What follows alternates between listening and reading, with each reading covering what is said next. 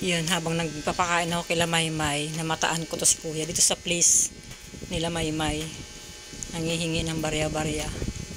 Sabi ko, Kuya, pagkain, gusto mo ba? O barya lang talagang gusto mo? Gusto daw niyang pagkain, kaya pumunta ako sa suki ko. Bumili ako ng pwede niyang kainin.